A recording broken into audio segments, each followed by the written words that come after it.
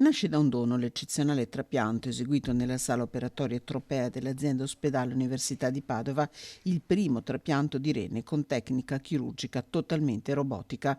Una mamma ha donato il rene al figlio, un 35enne veneziano.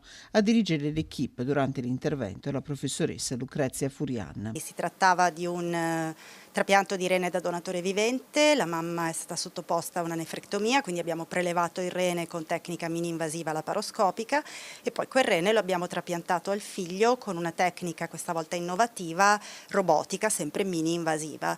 Era la prima volta che lo facevamo qui a Padova, ci siamo preparati a lungo per questo intervento e i pazienti stanno molto bene. 239 trapianti di rene eseguiti a Padova nel 2025, 105 quelli di questo 2026.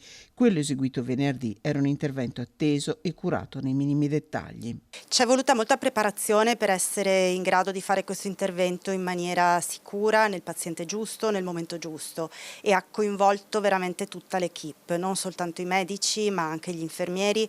L'anno scorso siamo andati insieme con gli infermieri della sala operatoria a Chicago negli Stati Uniti per mettere a punto i protocolli da utilizzare.